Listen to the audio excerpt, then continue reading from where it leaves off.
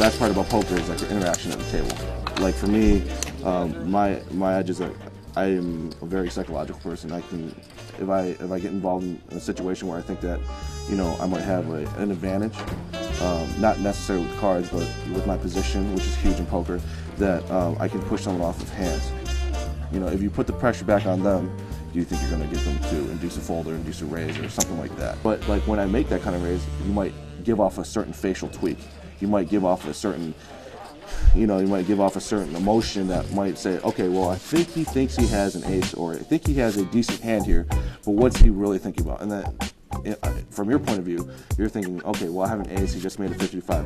Does he have a set here, which is 3 of a kind, or does he have an ace with a much better kicker than me? You know, or does he even have 2 pair here? So like those kinds of moves make people really think about what they're doing in here, which can translate to like a lot of body movement. I know because I do it a lot too. Because if someone puts me in a situation, I sometimes talk, and that's like the biggest mistake someone can make at a table, is because when you start talking, people that can read your emotions better than you can, because you don't understand what's happening when it comes out, they understand how strong you are or how weak your hand are, or how weak your hands are, you know. And so like that's like just a very small part of the psychological part of it. I analyze that they're loose as far as that, if they're gonna call anything. I mean, I know the guy was loose, and I guess I basically should have went all in, and you know, after the flop, because I had him beat pre-flop and after the flop. So I mean, I do read people. Okay, I'll give a good example of myself.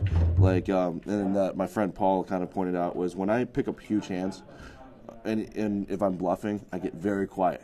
I get very, you won't hear a word out of me. And I never really recognized that until, you know, he kind of pointed it out. Now with players, like when I sit down at the table, I look at how often they check their cards. I look at how often, what their facial interactions are like when I make a re-raise. If they're really thinking about it, or if they get scared, or they start to panic.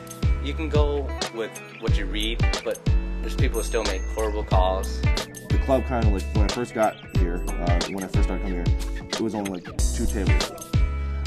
And now it's like 9 tables. We got, like, last week we had like 90 people here. Busy Thursday night, this place is packed. All these tables are full with players. There's players in line waiting to get in the tournament. We got dollar beers, so the place is a little bit louder. Everybody's loosened up. The blackjack table's full. I mean, it's a really nice buzz going on in the place. This is like one of the only pure rooms. How many rooms do you know have 6 flat screen TVs?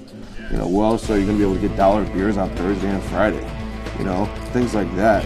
You know, just draw people to this room. I think that we personally have, and before I started working here, I think that they have like the best. They have the best dealers. They have like the best staff. You know, that people are willing to talk to you. Like other places, just too business. Like if you lose, they just want you out of there so they can fill someone's seat. Hey, I'd be interested in. I know this sounds crazy, but I want to do a survival show. My show, you know the survival show, Survivor Man vs. Wild. Well, my show would be called Prepare to Survive, and it's what you need to take with you, the type of items.